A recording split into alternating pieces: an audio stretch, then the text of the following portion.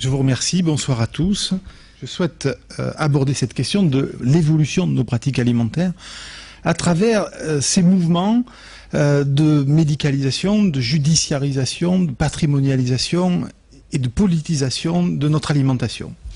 Alors pour ce faire, on va travailler en 3 temps. Dans un premier temps, on va essayer de repérer ces mouvements dans la modernité alimentaire. Dans un deuxième temps, on approfondira un petit peu 2 objets particuliers de la sociologie de l'alimentation ou de la socio-anthropologie de l'alimentation, l'évolution de nos consommations, et puis cette question un peu nouvelle, mais qui aussi s'inscrit dans une longue histoire, qui est la question du risque alimentaire et de sa gestion. Et on terminera par une réflexion un peu générale sur la construction des décisions alimentaires. Comment nous y prenons-nous et comment ces décisions se mettent en place. Alors, tout d'abord, avant d'aborder ces mouvements de glissement, prenons acte qu'il existe un large consensus pour poser un diagnostic sur la modernité alimentaire comme un affaiblissement de l'appareil normatif, social, qui encadre l'alimentation. Entendons par là, il suffit, si on télescope quelques images, une scène de table d'il y a une trentaine d'années et une scène de table contemporaine dans une famille au quotidien, on voit combien l'appareil normatif, entendez par là les règles qui définissent la préséance, l'ordre, les conditions même d'exercice de l'alimentation, ont pu se transformer. Tout le monde à table, le père qui lance le mouvement, quand tu gagneras ta soupe, tu te serviras. Oui, tous ces gestes du quotidien qui traduisent ce qu'a pu être l'alimentation dans une époque un peu ancienne. Et aujourd'hui, un rapport plus individualisé à l'alimentation. Madame est au régime, monsieur lui dit, écoute, m'embête pas avec ça, je voudrais bien un steak et des frites. Les gamins, mes chéris, qu'est-ce que vous voulez manger ? Et les chéris sont là et répondent des choses relativement simples, un steak haché et des frites. Ces parcours alimentaires au sein de la même famille sont une nouveauté, peu imaginable il y a encore quelques années, partie du quotidien. Et je n'ai présenté ici que des choses relativement simples. Mais l'alimentation, vous voyez cette question, qu'est-ce que tu veux manger? Je suis au régime, non pas ça pour moi, traduisent la montée d'une réflexivité alimentaire. Si je fais simple, lorsque j'étais gamin, que j'étais à la cantine, ce que je mangeais, c'était ce que quelqu'un avait décidé que je mangerais. Un intendant, un cuisinier, et même à la maison, il m'arrivait bien de pouvoir inciter ma mère à nous refaire de la mousse au chocolat, mais la décision alimentaire était une décision qui échappait en grande partie aux mangeurs, parce qu'elle était prise à un échelon qui était au-delà. Et ma mère prenait des décisions en fonction des saisons, en fonction de ses savoir-faire, en fonction de traditions, de la petite ville de Tulle dans laquelle je suis né, etc.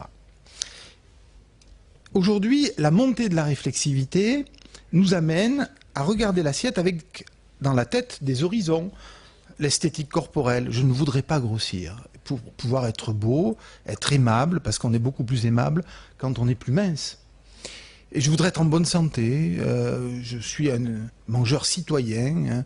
Oui, tous ces éléments-là qui amènent l'alimentation dans un espace de réflexion et sort l'alimentation de ce qu'on pourrait appeler l'allant de soi. Je m'installe, qu'est-ce qu'on mange aujourd'hui? C'est cette question qui fait l'allant de soi. Alors, le consensus est assez clair parmi les observateurs sur cette idée qu'il y a une montée de la réflexivité et une diminution de ce qui encadrait normativement, au sens sociologique du terme, l'alimentation. Les interprétations sont un peu en nuances. Claude Fischler, Jean-Pierre Corbeau, Claude Rivière interprètent ça en termes de gastroanomie. C'est un jeu de mots qui est porteur de sens. Gastronomie, anomie, anomos en sociologie, a privatif, nomos la règle, donc une diminution, un affaiblissement des règles. D'autres auteurs interprètent ça comme une érosion et des mécanismes de recomposition des modèles alimentaires. On n'est pas très loin, somme toute. Et j'ai pu moi-même produire des interprétations en termes de perte de légitimité des normes. Si les normes s'affaiblissent, c'est parce qu'effectivement, on ne les reconnaît plus comme dignes d'être respectées ou moins dignes d'être respectées. Mais somme toute, on est ici dans le gris clair et le gris foncé, le consensus étant assez fort pour repérer ce diagnostic. Alors, regardons un petit peu dans quel contexte global s'inscrivent ces mutations. Tout d'abord, on va repérer des mouvements de flux et de reflux entre des modes de régulation sociaux et des modes de régulation qu'on pourrait qualifier de plus rationnels. Alors on va avoir des mouvements de désocialisation de l'alimentation avec une montée de la pensée médicale, une montée de la pensée juridique, et puis on va voir des nouvelles formes de socialisation, mais qui d'une certaine façon inscrivent l'alimentation dans la sphère publique plutôt que dans la sphère privée. Et ces deux mouvements, ça va être une politisation de l'alimentation, dont José Bové pourrait être une des figures, mais aussi des mécanismes de patrimonialisation, l'alimentation apparaissant aujourd'hui comme le symbole d'un art de vivre, comme le symbole d'une manière originale qu'une communauté humaine a trouvée pour vivre dans l'environnement dans lequel elle est. Alors, abordons la question de la médicalisation. Elle ne touche pas que l'alimentation, elle s'inscrit très largement, c'est un mouvement très large dans la société contemporaine qui traduit des glissements du religieux vers le médical, du moral vers le médical, du magique vers le médical, de la famille vers les institutions médicalisées, la mort étant un de ces exemples presque caricaturaux, la fin de vie étant de plus en plus prise en charge par les institutions médicales et le moment même de la mort étant quelque chose qui tendant à se médicaliser. Mais on le voit dans, j'allais dire plus largement, dans la vie quotidienne, le recours que les médias vont faire aux médecins pour commenter un certain nombre d'aspects de la vie quotidienne qui, il n'y a pas tellement longtemps encore, relevaient de questions éthiques, de questions morales, de questions sociales, et dans lequel la médecine a conquis une nouvelle légitimité. Il s'agit de la sexualité, il s'agit de l'échec scolaire, il s'agit de la criminalité, il s'agit bien sûr, on va le voir, de l'alimentation. Alors, notre collègue Deborah Lupton, qui est une collègue anglo-saxonne, anglaise, nous dit attention à cette manière d'aborder la médecine. La médecine, dans les sociétés contemporaines, tient lieu de culture, c'est-à-dire c'est pas tellement la rationalité médicale qui est importante, mais c'est ce qu'elle représente, c'est sa dimension de modernité. Alors, concernant l'alimentation, prenons acte que nous sommes dans une situation un petit peu particulière. Et pour ce faire, je vous propose de regarder le modèle de la transition démographique et de la transition épidémiologique que les historiens, les démographes, les épidémiologistes ont développé et qui nous permettent de comprendre que nous sommes dans une situation un peu particulière. Ce que met en évidence l'analyse des démographes qui étudient les phénomènes de développement, c'est le passage, la transformation des sociétés par trois stades. Un premier stade qui est le stade d'avant le développement, un stade de transition et un stade qui est le stade d'après le développement. Alors, du point de vue démographique, ça se manifeste par un équilibre démographique qui s'obtient par des taux de natalité très élevés qui viennent compenser des taux de mortalité eux-mêmes très élevés. Puis, les progrès techniques, médicaux, qui vont permettre le développement, grosso modo la diffusion de certaines connaissances en matière d'hygiène, la maîtrise de l'eau ou le contrôle de certains phénomènes microbiologiques liés à l'eau, des phénomènes d'accroissement de la productivité agricole, de redistribution, et puis le développement d'une certaine médecine, vont développer permettre le développement et permettre l'apparition d'une phase au cours de laquelle le taux de mortalité petit à petit va diminuer.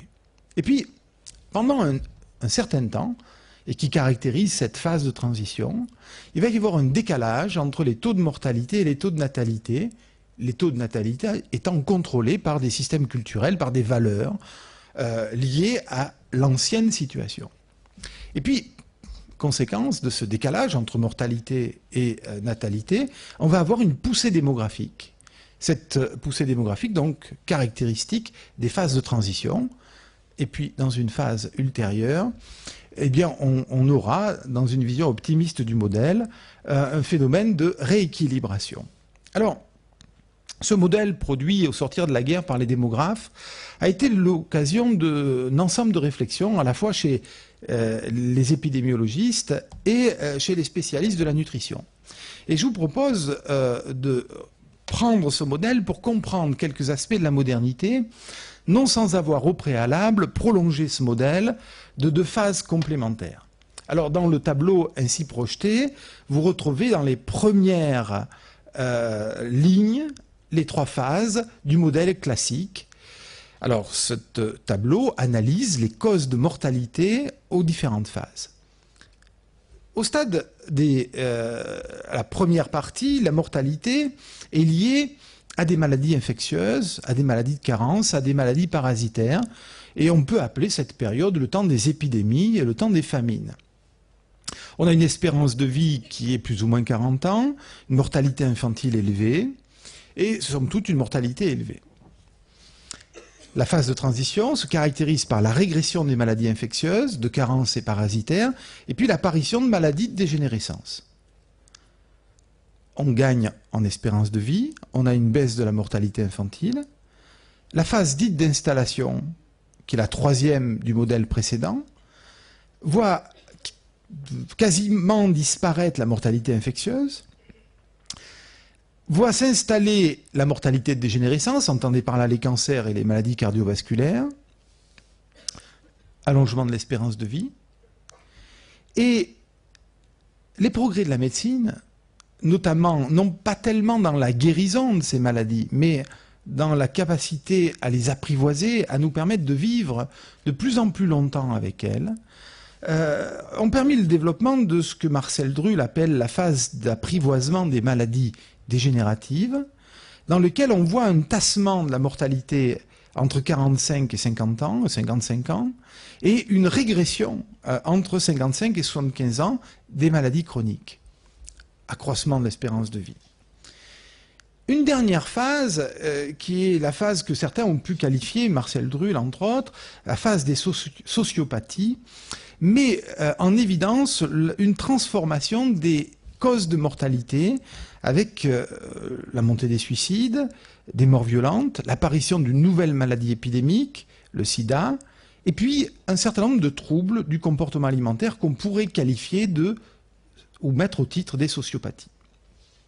Alors, si on s'intéresse au rôle de l'alimentation assez rapidement dans ces différentes phases, on peut voir que dans la première phase, l'aliment est parfois rare, avec une certaine dépendance à la niche écologique, les aliments peuvent être incertains, et les pratiques de distinction sociale mettent en scène des situations d'abondance, voire de surabondance, comme processus de différenciation. Manger de façon surabondante lorsque l'alimentation est rare, c'est une façon de signifier sa position sociale. Dans les phases de transition, on voit apparaître des phénomènes d'esthétisation du goût, mais l'esthétique corporelle, on va dire de grosseur, positive, est un signe de position sociale. On parlera d'un homme de poids, on parlera de l'embonpoint, plutôt que des lectures négatives à l'égard de cette corpulence. Et puis, dans la phase d'installation, petit à petit, la minceur devient un signe de distinction, avec même une mise en place, un peu plus tard, de l'équivalence minceur égale santé. C'est un changement radical du système de représentation.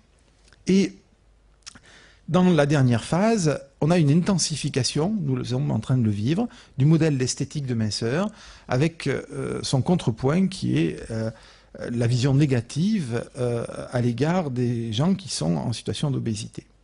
Alors, ce long détour vers une vision un petit peu vers le modèle de la transition épidémiologique nous permet de comprendre que l'alimentation aujourd'hui, dans la mesure où la médecine a maîtriser un certain nombre de maladies infectieuses, de maladies de carence, de maladies parasitaires, dans la mesure où un contrôle, sinon une guérison, en tout cas un apprivoisement des maladies dégénératives est en cours, l'alimentation apparaît comme un levier de plus en plus important pour prévenir l'apparition de ces maladies dégénératives.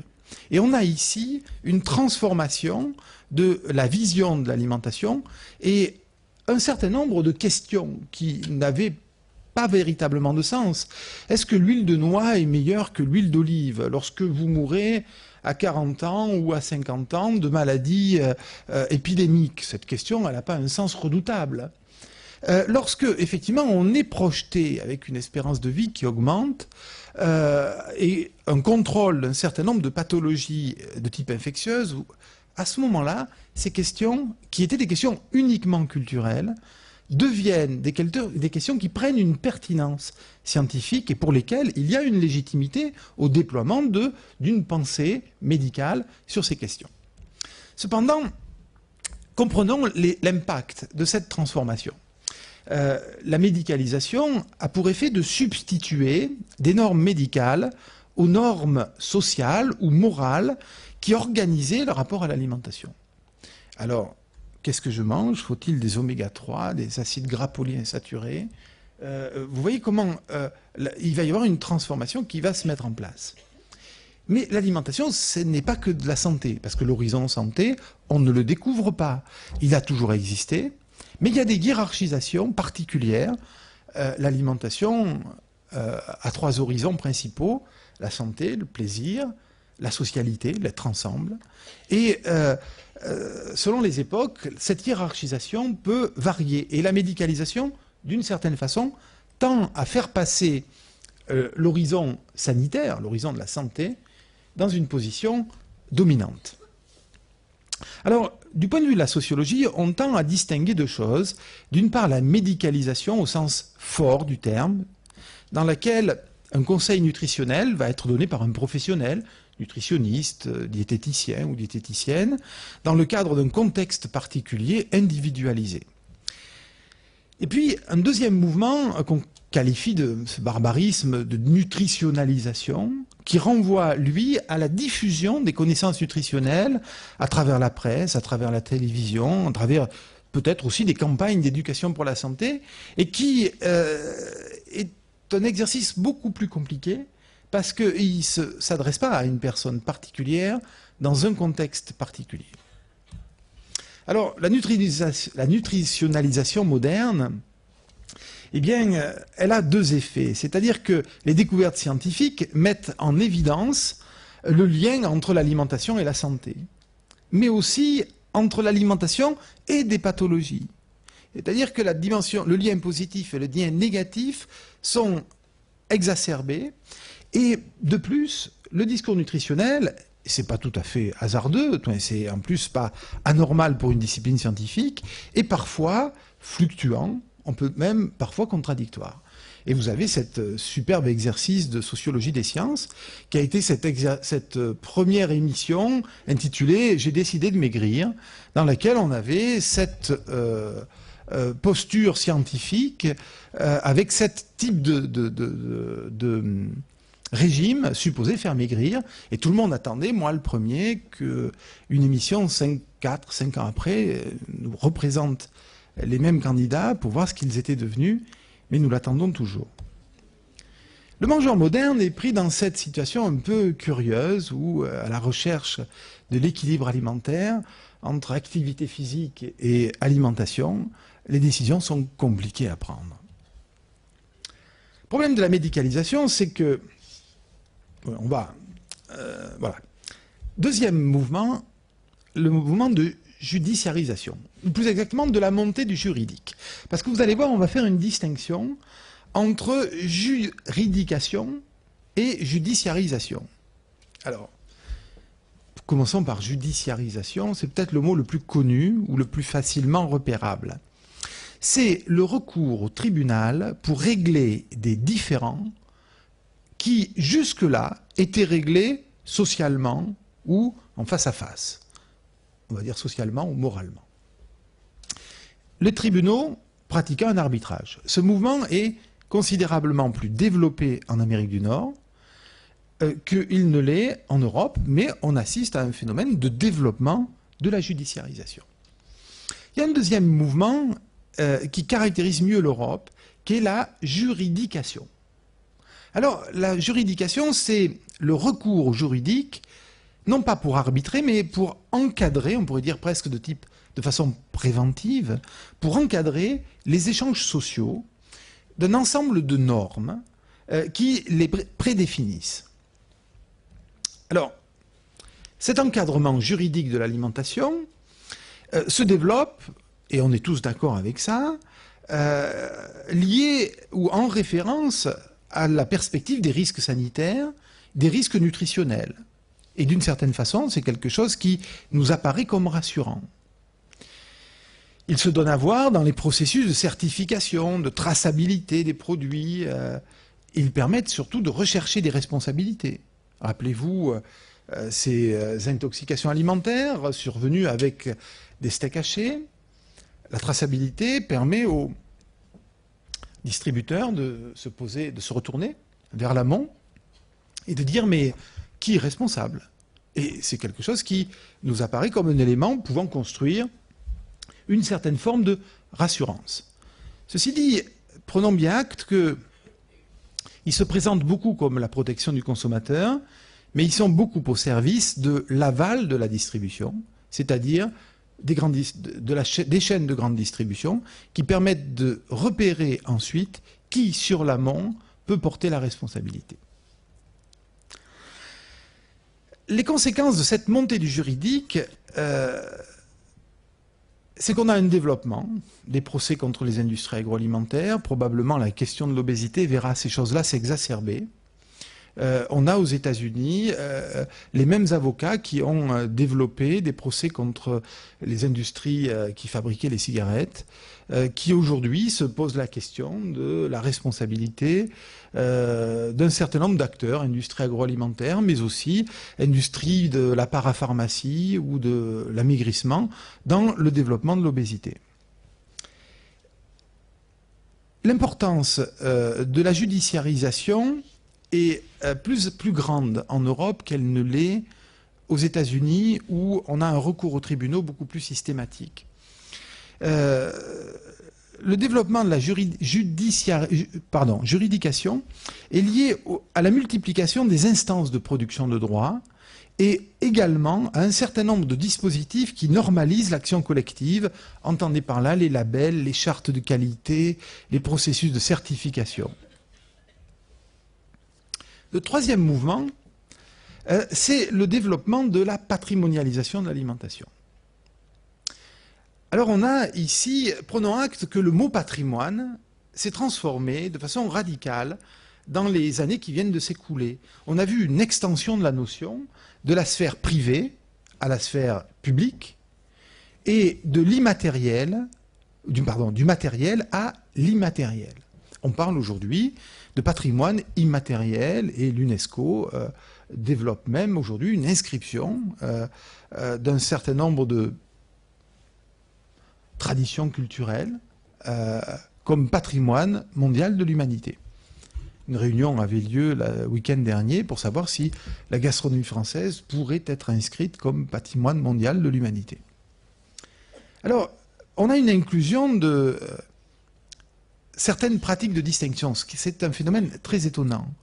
La gastronomie française, qui était une pratique élitiste, aujourd'hui, on voit le mot de patrimoine gastronomique être appliqué à l'alimentation populaire d'une région particulière. C'est une transformation radicale de la notion de gastronomie. Et ça a plein de conséquences. Alors, entre autres, le développement d'inventaires de traditions gastronomiques, le développement des sites remarquables du goût, tout un ensemble de processus de relocalisation de l'alimentation. Les appellations contrôlées, les produits de terroir en sont un exemple. Alors, comprenons ce qui s'est passé lorsque, dans les années 70, la nouvelle de cuisine apparaît. Elle impose aux cuisiniers une posture de créativité. Avant la nouvelle cuisine, Un cuisinier, c'est un peu, si je prends une analogie avec la musique, c'est un interprète qui joue les œuvres des grands maîtres du 19e ou du début du 20e siècle. Mais surtout pas de création. Et puis voilà que d'un seul coup, l'impératif de création apparaît et la question n'est pas très simple à régler. Mais elle va s'accompagner d'une prise de conscience qu'il y aurait peut-être deux patrimoines gastronomiques ou de grandes familles. Le premier, la haute cuisine, les manières de table des élites, et puis ces transformations. Et puis de l'autre côté, les cultures alimentaires régionales, fondées sur des traditions populaires. Comment être créatif? On va avoir différentes questions ou différentes réponses. La première, à gauche, vous voyez Michel Guérard, qui va lui tenter de dépasser l'opposition entre gastronomie et diététique, et sa grande cuisine minceur ou la grande cuisine gourmande tente de réhabiliter la gourmandise. Ça nous paraît tellement évident que la gourmandise soit simple. À cette époque-là, on est véritablement dans un travail de reformulation.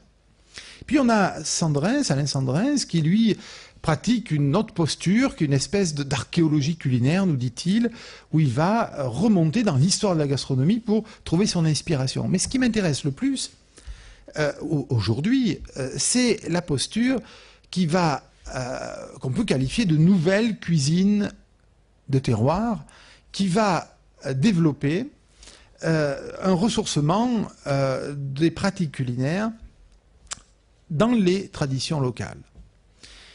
Ce qui se passe à ce moment-là, c'est qu'on passe de la cuisine internationale, d'inspiration française, grande cuisine, au développement de gastronomie régionale, mais pas seulement ici.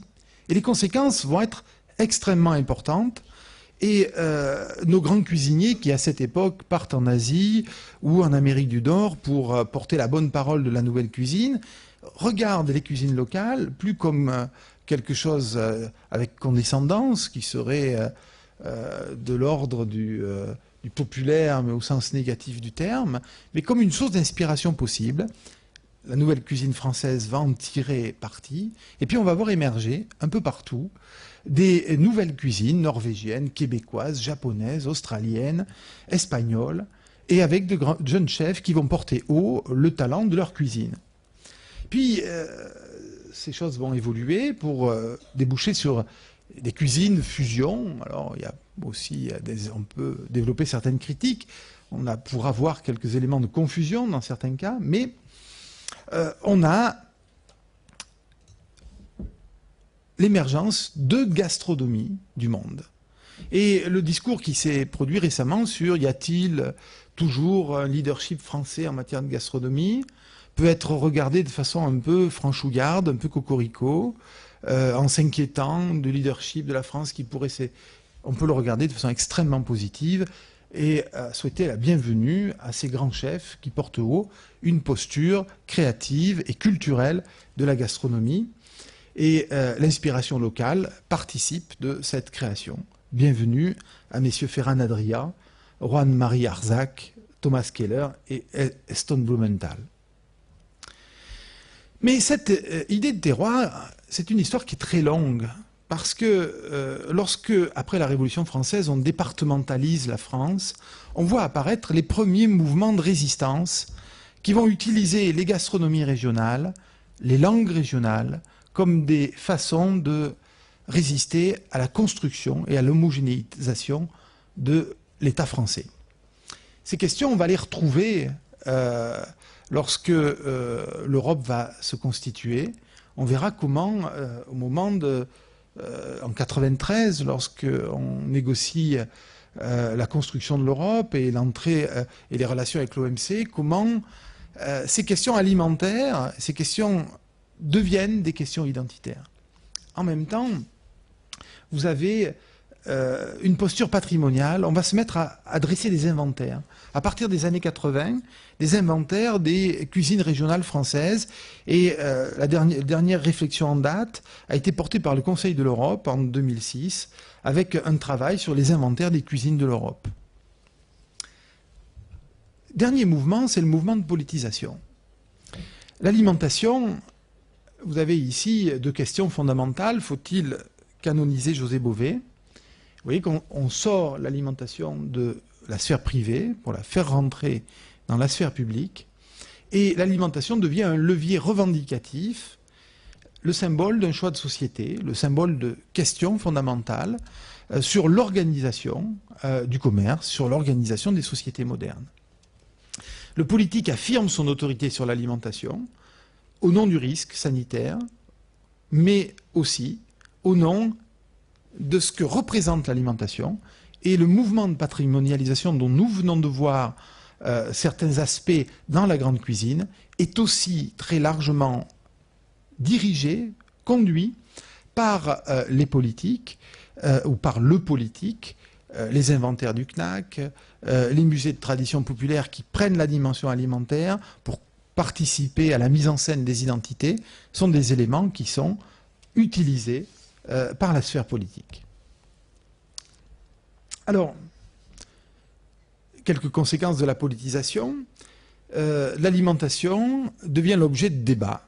En 2000, on a organisé des états généraux de l'alimentation, des conférences citoyennes, une mise en scène de débats publics autour de la question des OGM, autour des questions qui constituent, au-delà de l'alimentation, des choix d'organisation sociale. C'est sur ce contexte-là que je voudrais aborder maintenant la question de l'évolution de la consommation et la question du risque alimentaire et de sa gestion. Quelques éléments de méthode. Une des grandes difficultés qu'on a quand on étudie l'évolution des consommations alimentaires, c'est que si j'utilise uniquement des méthodes déclaratives, ce qu'on fait quand on fait un sondage et qu'on fait un sondage par téléphone. Je vous téléphone, qu'est-ce que vous avez mangé hier ou combien de fois vous avez mangé. Lorsqu'on met la personne dans cette situation, on la met dans une situation parfois très compliquée. Imaginez que vous soyez honnête, ce que j'accepte bien volontiers, et que vous vous trouviez face à une question de ce type, et vous vous dites, mais mon Dieu, hier, j'ai pas mangé ce que je mange d'habitude. Alors qu'est-ce que vous allez répondre? Est-ce que vous répondez ce que vous avez fait hier, ou est-ce que vous répondez ce que vous pensez faire habituellement? Cette question-là est extrêmement embarrassante parce que tous les individus n'arbitrent pas cette question de la même façon.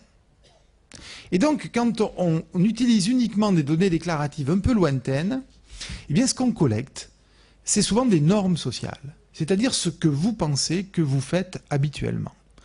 Et nombreuses sont les enquêtes où, dans les années 90, on entendait, avec quelques cocoricots, le modèle du repas à la française tient bien. Et ce qu'on obtenait dans les sondages ou dans les enquêtes, c'était des gens qui vous disaient, eh bien, ce qu'on mange, c'est une entrée, un plat garni, un fromage, un dessert, ou une entrée, un plat garni, un dessert.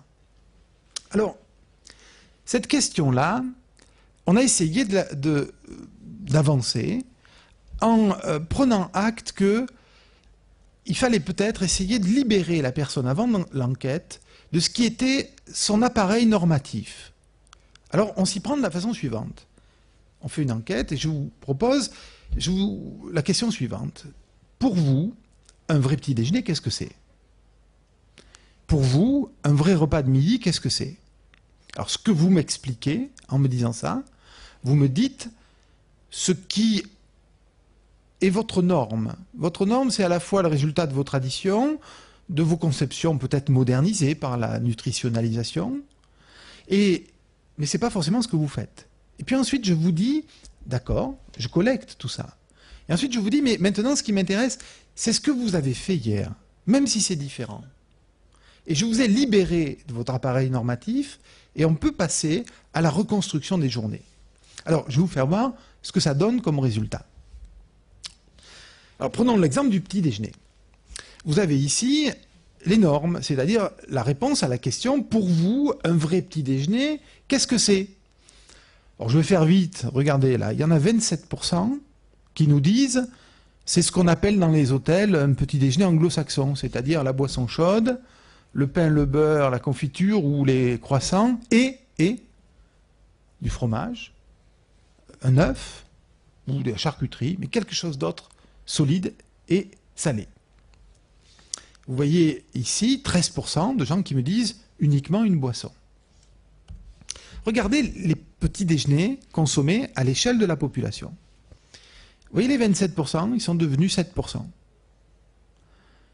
Et tout à l'heure, ce qu'on avait les 13%, ils sont devenus 25%.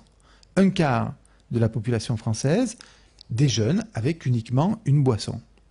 Sauf que ce qu'elle pense être le petit déjeuner normal, c'est quelque chose d'assez différent. Qu'est-ce qu'elle a entendu dans ces normes? Eh bien, elle a entendu le message nutritionnel favorable à un petit déjeuner copieux. Si je vous pose des questions et que je collecte des normes, ce que j'obtiens, c'est une restitution de vos représentations, différentes de ce que sont vos pratiques. Alors, on peut analyser ça de façon croisée. Prenons ce schéma qui articule les normes à la verticale et les pratiques à l'horizontale. Et vous voyez ici, sur le bas, les gens qui nous avaient répondu des petits déjeuners anglo-saxons. 6% nous ont répondu que la norme c'est un petit déjeuner anglo-saxon et c'est ce qu'ils font lorsqu'ils pratiquent leur petit déjeuner. 13% ont un petit déjeuner continental et 4% prennent uniquement une boisson. L'intérêt de cette analyse, c'est que ceux-là, c'est pas utile de leur parler de nutrition. Le discours nutritionnel, ils l'ont intégré. Mais par contre, la question qui se pose, c'est pour quelles raisons, alors même qu'ils pensent qu'il serait utile de déjeuner copieux, pour quelles raisons ils ne le font pas? À l'inverse, ici, c'est 10%, c'est des gens qui avaient dit « moi, le petit déjeuner, c'est une boisson », et qui continuent, qui le font. Ceux-là, on peut peut-être leur parler de nutrition et essayer de transformer ce qui est leur norme, si toutefois ceci était utile. Alors, l'idée qu'un petit déjeuner copieux est importante a fait son chemin. Elle influence aujourd'hui clairement la norme. Ceci dit, dans les pratiques, 26% des hommes et 19% des femmes ne consomment qu'une boisson. Regardons maintenant les repas de midi. Alors vous avez ici les repas complets. Entendez par là entrée, plat garni, fromage, dessert ou entrée, plat garni, dessert. Dans la norme, c'est massivement présent. 62%. Et regardez les déjeuners complets, ils sont à 32%. On a un décalage extrêmement important entre les normes et les pratiques pour ce qui concerne les repas de midi. On a conduit différentes études, en tout cas 4 études successives avec les mêmes méthodologies. Les populations des 2 premières études sont la population active et les 2 études dernières sont la population française nationale représentative. Et vous voyez que le décalage est toujours important et que dans la population nationale représentative, les pratiques sont encore plus simplifiées qu'elles ne le sont dans la population active. Concernant le dîner, on a une simplification qui apparaît déjà en partie dans les normes, mais qui s'intensifie dans les pratiques. On pourrait revenir à ce qu'on appelle le modèle du 3 repas de façon un peu spontanée. Eh bien, regardez ce que sont, quand on regarde les pratiques des Français, ceux qui prennent seulement 3 repas et rien d'autre, eh bien, c'est 25% de l'échantillon. L'alimentation des Français, c'est plus souvent 3 repas et un certain nombre de prises hors repas à différents moments de la journée. Regardez, 46%. C'est plusieurs prises hors repas. 3 repas et une seule prise l'après-midi, 21%. Notre modèle français est un modèle dans lequel il y a une combinaison entre des repas qui se simplifient et des prises alimentaires qui viennent s'intercaler entre les repas. Alors si on regarde ça avec l'âge, qui sont des indices d'évolution, vous voyez que le modèle des 3 repas est un modèle fortement lié positivement à l'âge, et que le modèle avec des simplifications et avec des repas sautés est, lui, lié, inversement lié à l'âge. Regardons un peu les prix alimentaires et l'implantation horaire de ces prix alimentaires. Une des caractéristiques de l'alimentation des Français, c'est que, du point de vue temporel, on ne peut pas dire qu'elle soit anarchique. Vous voyez, il y a une implantation extrêmement précise des repas, le petit déjeuner, le dîner. Et cette implantation horaire, lorsqu'on applique ces méthodes à l'analyse de l'alimentation espagnole, quand on l'applique à l'analyse des pays nordiques ou aux États-Unis, eh bien on a des choses extrêmement différentes. L'implantation horaire de l'Espagne, moi je suis toulousain, et à quelques centaines de kilomètres, nos amis de Barcelone vivent à un rythme extrêmement différent. Et notre principal problème, quand avec nos collègues de Barcelone, on veut se réunir, c'est d'arriver à pouvoir travailler quand les autres ne mangent pas. Et pourtant, nous vivons dans le même monde à quelques heures vraiment de voiture. Ce que vous voyez également en dessous, c'est l'alimentation hors repas. Et cette alimentation hors repas, vous voyez à droite un focus, elle est elle-même extrêmement implantée. Si on a des données du même ordre pour les États-Unis, eh bien on a presque une espèce d'horizontale, avec une alimentation un peu en continu. Ce qui n'est pas du tout le cas en France, où on a une prise alimentaire en matinée, et on a des prises alimentaires l'après-midi. Et on en a en soirée, qui constitue au moment du repas, de la soirée télévision, une sorte de déportation, et peut-être parfois de dessert, ou de tisane, de glace, d'un certain nombre de choses, avec des consommations assez saisonnalisées, et des consommations qui sont assez liées à l'âge. Dernière caractéristique de l'alimentation des Français, c'est sa socialisation. Vous avez à gauche ici les déjeuners et les dîners, vous voyez, la bande bleue, eh bien c'est l'ensemble des repas qui sont pris en commun. On est ici avec un modèle sur lequel nous avons, à côté des transformations que je signalais tout à l'heure, conservé une pratique de manger ensemble. Deuxième point que je souhaiterais développer avec vous, c'est la question des crises. Alors, une première grille de lecture des crises alimentaires ou du risque, c'est d'interpréter ça comme une espèce de folie généralisée. Et je voudrais dérouler avec vous ce qu'on pourrait faire ressortir d'une analyse du discours au moment des crises. Alors, on a d'abord des produits qui sont désignés comme fous. La vache est folle, le soja est fou. On n'est pas au café du commerce. Hein. C'est des titres de la presse, c'est des titres sortis de Libération. Puis les consommateurs sont fous, on entend ça dans les états-majors d'entreprise, dans les bureaux du ministère de l'Agriculture. Il faut arrêter la psychose, ils veulent le beurre, l'argent du beurre, ils sont hystériques. Vite, revenons à la rationalité, à la raison. Et puis voilà que les savants, les scientifiques sont eux-mêmes désignés comme fous. Les savants fous de l'agroalimentaire titrent le monde diplomatique. Les industriels sont fous. Ivres de profit, prêts à mettre de l'huile de vidange dans les aliments pour bétail. Les politiques, bien sûr, sont fous, alternant entre scientisme et psychologisme. Au moment de l'arrêt des farines animales, les plus belles plumes du Monde et de Libération pointent du doigt l'appareil d'État qui alterne entre posture scientiste, attendant que l'AFSA donne de nouvelles informations, et n'en donnant pas, prenant des décisions au vu des sondages.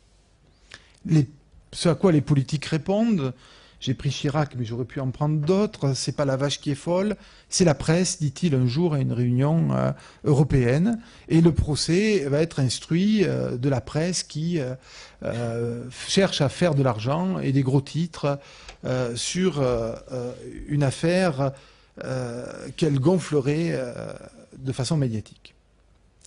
Vous voyez, ici, on a un diagnostic qu'on peut qualifier de rupture de consensus social. Lorsque je prends ma voiture le matin, si quelqu'un se met à griller le feu rouge, ma première réaction, c'est de dire il est fou. À Toulouse, vous savez, à partir de 11h du soir, si vous conduisez la nuit, c'est vrai à Marseille aussi, je vous encourage, arrivé au feu vert, à ralentir légèrement pour vérifier que celui qui est en face s'arrête bien. Tous les Toulousains le savent. C'est d'ailleurs pas un problème du tout quand vous le savez. Vous anticipez parce que c'est des choses qui sont connues. Si la personne fait ça à 8 heures du matin, là je m'inquiète sérieusement, parce que à 8 heures du matin, ça ne se fait pas. Cette question-là, c'est que lorsque je sais comment l'autre risque de se comporter, eh bien, ça ne me surprend pas. Nous avons ici le diagnostic de transformation profonde entre des acteurs en interdépendance dont on ne sait plus exactement quel rôle ils doivent avoir ou ils peuvent avoir. Et alors, le problème de ce diagnostic en termes de folie généralisée, c'est que ça nous amène à des solutions qui n'en sont pas, avec la tentative du retour à la raison. Et la tentative du retour à la raison, c'est de dire vite, vite, vite, envoyez-moi à la télévision quelqu'un qui va expliquer aux gens que c'est pas dangereux. Et on peut arriver à un expert qui bosse depuis 15 ans sur une question avec la finesse et la complexité d'un travail scientifique face à un journaliste qui lui dit, mais il a 1 minute et demie dans les bons jours, dites-moi, est-ce que c'est dangereux ou pas dangereux? Et l'autre en face, il est tétanisé, il lui dit, c'est probablement pas dangereux. Non, non, vous n'avez pas compris ma question. Est-ce que c'est dangereux ou pas dangereux? Et alors, la formulation qui va être faite, c'est « il y a peu de chances que » ou « il y a une chance sur ». Et ce qu'entend le profane, eh bien, c'est qu'il y a des chances. C'est des choses qui sont extrêmement complexes. Et alors, le diagnostic donc, tend à invalider la raison de l'autre, et ça nous amène à réfléchir à l'articulation de l'expertise scientifique et d'expertise qu'on pourrait qualifier de deuxième cercle. Alors, pour faire simple, on pourrait, dans un premier temps, essayer de comprendre que l'expertise scientifique, elle travaille très souvent avec des connaissances avérées, mais parfois avec des connaissances qui sont d'une autre nature, plutôt probables. Et je voudrais réfléchir avec vous un tout petit peu sur différentes statuts de la vérité. Alors on va se projeter un tout petit peu dans la philosophie de la Renaissance et distinguer 3 grandes postures de la vérité, avec la vérité par autorité, les vérités premières, issues de textes sacrés, nous dit saint Thomas d'Aquin, écrits par Dieu lui-même. Et puis, il y a une autre forme de vérité. C'est la vérité des philosophes. C'est la vérité qui respecte des formes de raisonnement et qui est exempte d'erreurs de logique. Et enfin, il y a une troisième forme de vérité qui émerge et qui va être promis à un avenir extraordinairement important. C'est ce que l'on appelle à l'époque la vérité par expérience. Et cette vérité par expérience, Francis Bacon nous dit, elle doit être certifiée par l'expérience des choses mêmes. Alors, ces 3 formes de vérité, dont la dernière, on voit bien qu'elle va devenir la vérité scientifique, la vérité expérimentale, ces 3 formes de vérité ont donné naissance à, dans les périodes modernes, et permettez-moi, les historiens me trouveront un peu cavalier, mais de nous projeter rapidement dans la situation contemporaine, eh bien, vont nous faire apparaître des formes de vérité différentes. Une vérité expérimentale, assise sur la rationalité scientifique, une vérité traditionnelle, somme toute, moi j'ai l'expérience d'eux, ça marche, je ne suis pas forcément capable de l'expliquer, mais et on a tous des expériences concrètes en matière d'alimentation sur lesquelles on étaye un certain nombre de décisions, des vérités probabilistes, qui sont des vérités par raisonnement, qui ne sont pas sans intérêt. Mais dans une version profane, on peut raisonner aussi. Et puis des vérités par autorité, qui peuvent être religieuses ou qui peuvent être laïques. Alors, si je place ces formes de vérité sur un continuum, je mets une rupture entre les vérités révélées, des vérités éthiques, des vérités traditionnelles, et puis un espace de ce qu'est la rationalité scientifique, des vérités démontrées à l'échelle méta-analytique, de façon récurrente, des expériences faites dans le même contexte font apparaître les mêmes résultats. On peut dire, ben oui, il y a quelque chose de solide là. Et de temps en temps, la science a des choses qui ressemblent à ça. Elle en rêve d'avoir que des choses comme ça. Et elle travaille pour. Mais de temps en temps, on n'a pas ça. On a des choses, alors, qui sont probables.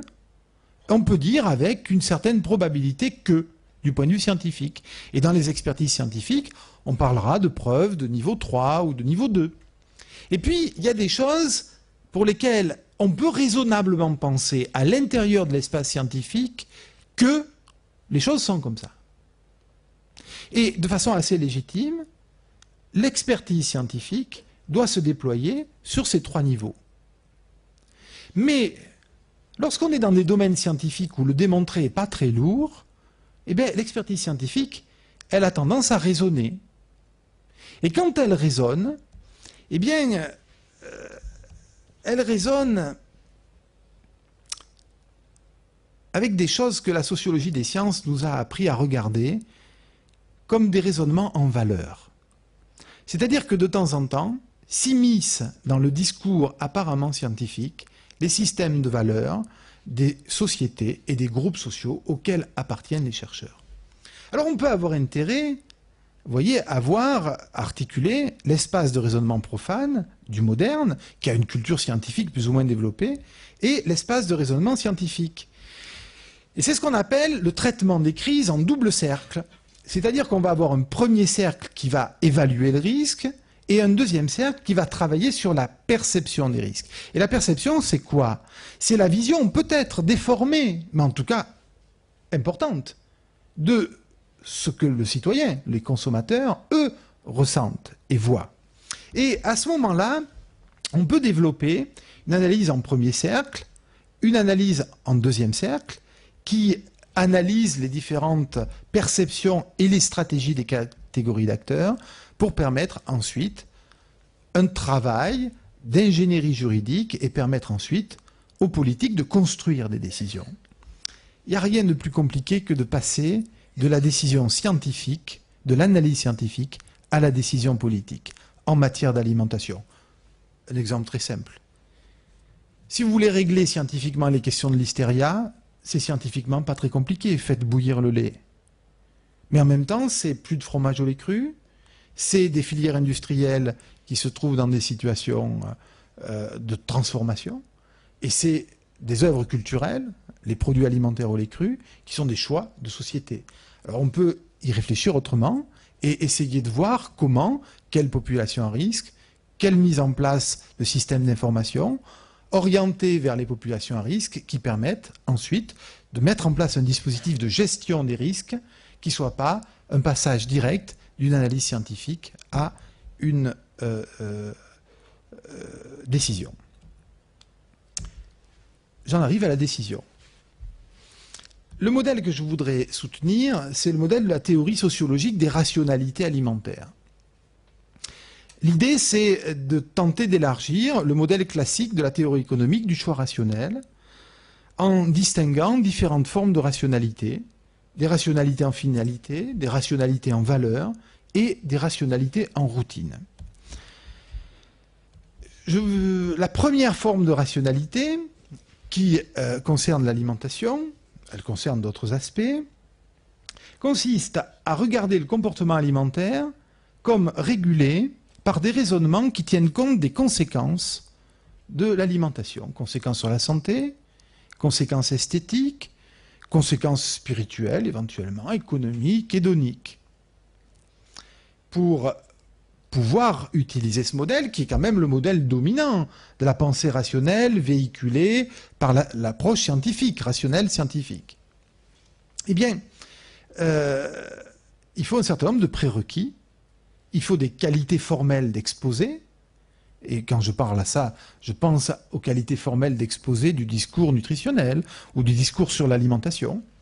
Et puis on s'aperçoit qu'il y a des problèmes de concurrence des horizons. Je peux décider de manger pour telle ou telle raison, mais en même temps, les conséquences, elles s'inscrivent dans des échelles temporelles différentes. L'achat, c'est tout de suite. Le plaisir, c'est dans pas longtemps. La santé, c'est bien plus tard. Et ces questions-là, alors, peuvent être l'objet de modélisations mathématiques extrêmement sophistiquées, et nos collègues économistes travaillent sur ces questions avec un outil de modélisation.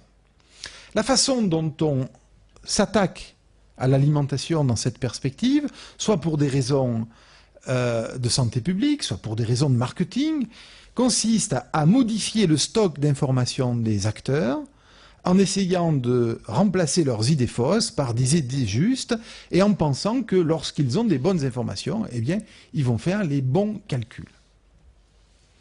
Sauf qu'on peut être rationnel autrement qu'en étant rationnel en finalité.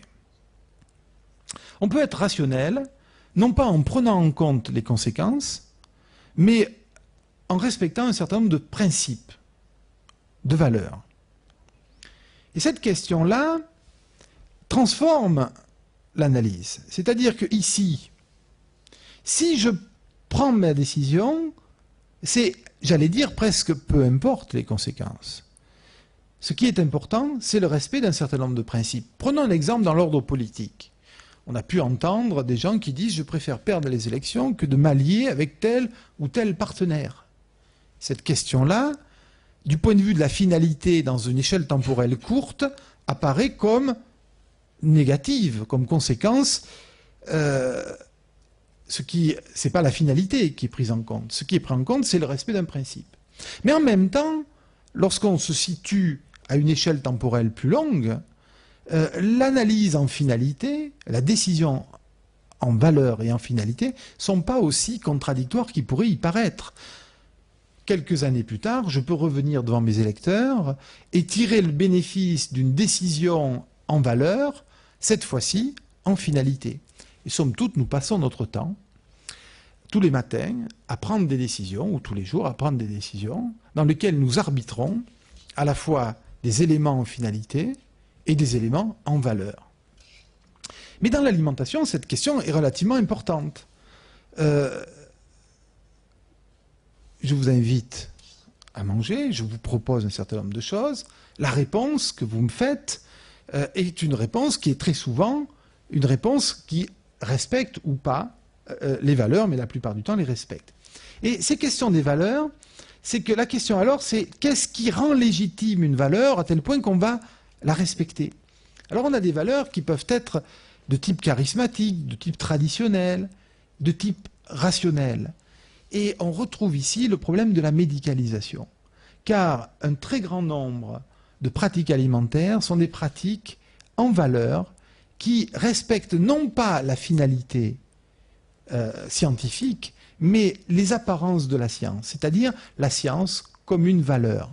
C'est un truc extrêmement étonnant que de constater que dans la multiplicité des ouvrages de nutrition, de vulgarisation, je ne parle pas de nutrition scientifique, des ouvrages de vulgarisation, vous avez des ouvrages qui n'ont pas besoin d'être extrêmement rationnels.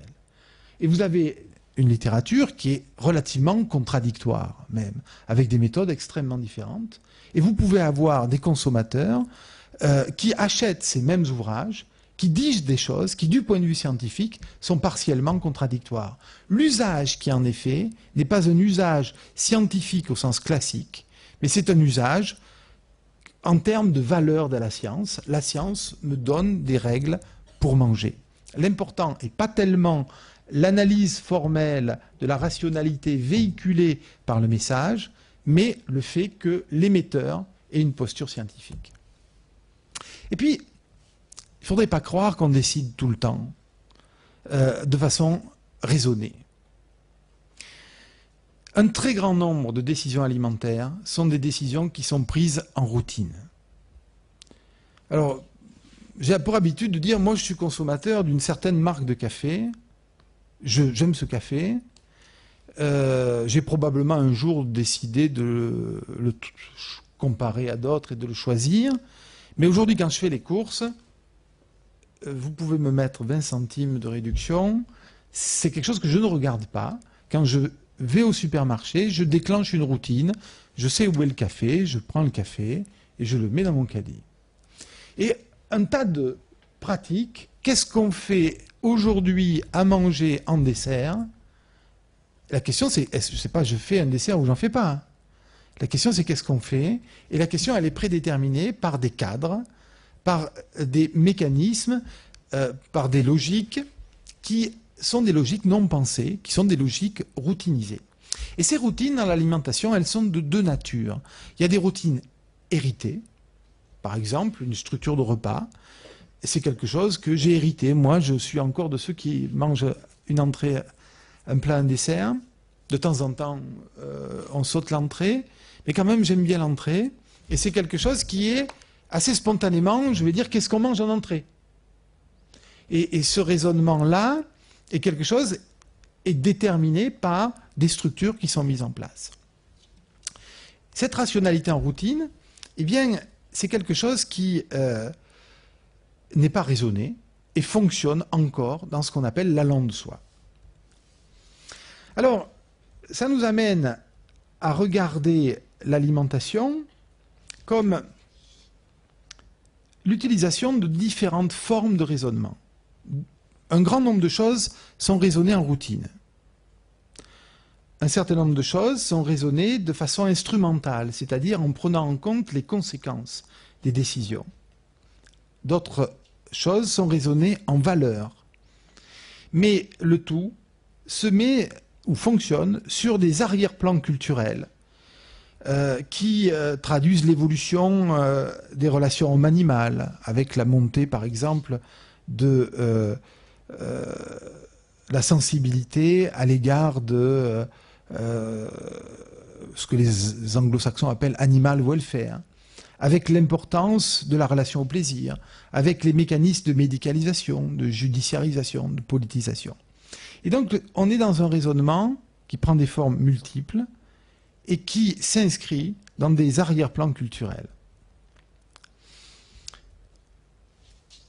Pour terminer, le mangeur n'apprend pas à raisonner au sens simpliste qu'on pourrait imaginer, combien de protéines, combien de lipides, combien de glucides, mais il apprend à produire du sens dans des contextes. Et on peut dire qu'un modèle alimentaire, c'est quelque chose qui ressemble à une langue. C'est-à-dire qu'un ensemble de structures préexiste à l'individu et il va les utiliser pour développer des systèmes de décision, des prises de décision. Alors la réflexivité alimentaire qui se développe avec la modernité, eh bien, c'est aussi quelque chose qui nous donne un sentiment de pouvoir mieux maîtriser à travers l'alimentation notre destin, mais qui crée toute une série d'éléments extrêmement compliqués, extrêmement complexes. Parce que nous sommes soumis, quand nous mangeons, à un tas d'injonctions qui sont des injonctions à la fois sociales, culturelles, et l'alimentation n'est pas qu'une simple prise de décision qui se prendrait à l'échelle de l'individu. Voilà un petit peu le message que je voulais vous faire passer. Et pour conclure, on pourrait s'appuyer peut-être sur une des caractéristiques de la situation française, qui est ce dialogue qui s'établit entre les sciences sociales et la nutrition. Et avec cette phrase qui est extraite de l'expertise INSERM sur l'obésité de l'enfant, qui est écrite par Arnaud Badevant, dans lequel il dit « Au risque d'être caricatural, nous proposons de démédicaliser les messages de prévention, c'est-à-dire de ne pas faire référence à la maladie, mais plutôt au bien-être. » Et il poursuit en disant qu'il faut valoriser la culture culinaire et les aspects positifs des modèles alimentaires qui ne favorisent pas l'obésité. Alors cette question de la démédicalisation de l'alimentation quotidienne ne veut pas dire se priver des connaissances nutritionnelles, surtout pas. Mais elle veut dire prendre acte qu'il faut les articuler aux dimensions socio-culturelles de l'alimentation et que la décision alimentaire, c'est une illusion que de l'envisager comme le résultat d'un face-à-face d'un individu avec son assiette sur uniquement un horizon sanitaire. Merci de votre attention.